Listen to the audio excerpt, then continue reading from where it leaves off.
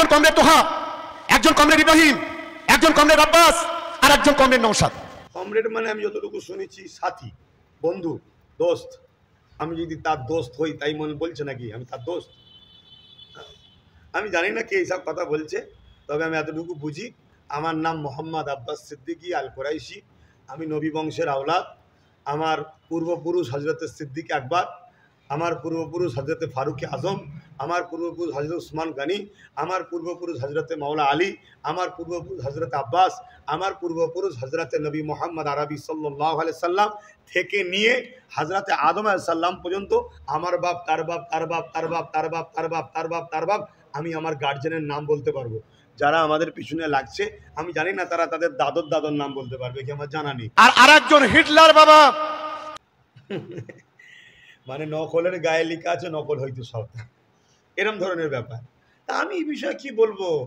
দেশের তাদের হাতে ক্ষমতা আছে, আর তারা স্বৈরাচারী সমাজ চালাচ্ছে, মানুষকে বাক স্বাধীনতা দিয়েছে।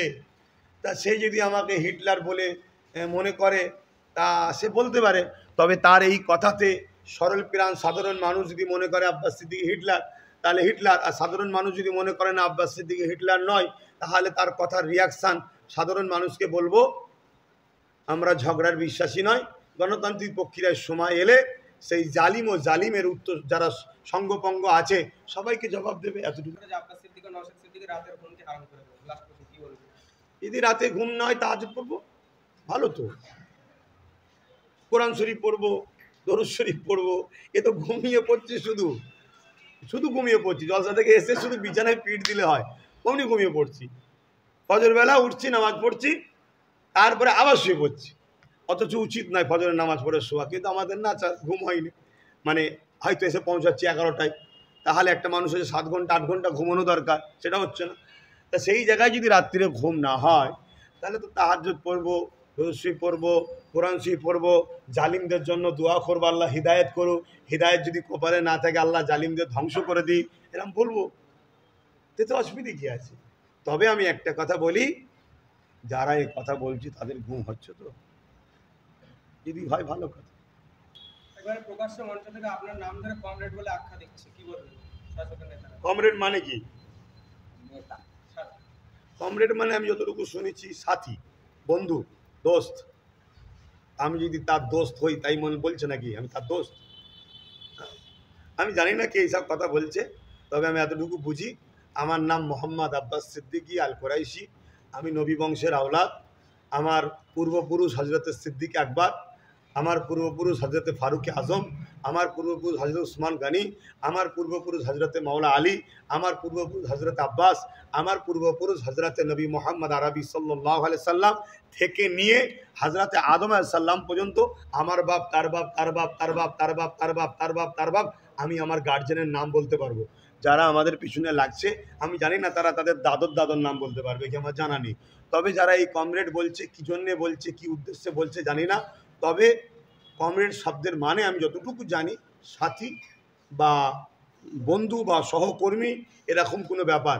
আমাকে কেউ সহকর্মী বলে ডাকছে কি সাথী বলে ডাকছে সেটা সে ভালো বলতে পারবে, আমি জানি না বিষয়। এক ব্যক্তির নামে একাধিক অভিযোগ আছে, এলাকার তৃণমূলের নেতা ঘর ভাঙা থেকে শুরু করে, আর মানে তৃণমূলের নেতা ছাড়া বিজেপির নেতা ছাড়া কার বিরুদ্ধে অভিযোগ থাকবে রে বাবা?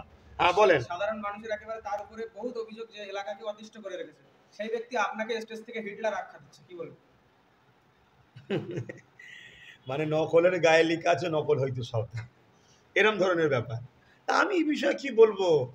দেশের তাদের হাতে ক্ষমতা আছে, আর তারা স্বৈরাচারী সমাজ চালাচ্ছে, মানুষকে বাক স্বাধীনতা দিয়েছে।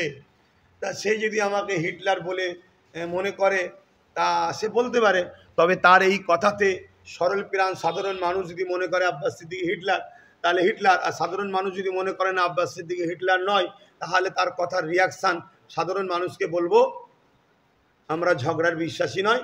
গণতান্ত্রিক প্রক্রিয়ায় সময় এলে সেই জালিম ও জালিমের উত্তর যারা সঙ্গপঙ্গ আছে সবাইকে জবাব দেবে, এতটুকুই বলবো।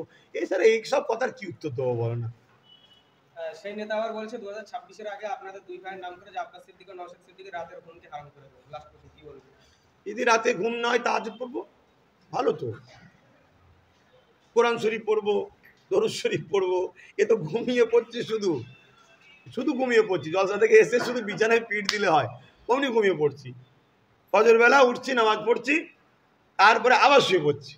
অথচ উচিত নয় ফজরের নামাজ পড়ে শোয়া, কিন্তু আমাদের না ঘুম হয়নি। মানে হয়তো এসে পৌঁছাচ্ছি 11টায়, তাহলে একটা মানুষের 7 ঘন্টা 8 ঘন্টা ঘুমানো দরকার, সেটা হচ্ছে না। তা সেই জায়গায় যদি রাত্রিরে ঘুম না হয়, তাহলে তো তাহাজ্জুদ পড়বো, দরুদ শরীফ পড়বো, কোরআন শরীফ পড়বো, জালিমদের জন্য দোয়া করবো, আল্লাহ হিদায়েত করো, হিদায়েত যদি কপালে না থাকে আল্লাহ জালিমদের ধ্বংস করে দিই, এরকম বলবো, এতে অসুবিধে কি আছে? তবে আমি একটা কথা বলি, যারা এই কথা বলছি তাদের ঘুম হচ্ছে তো, যদি হয় ভালো কথা।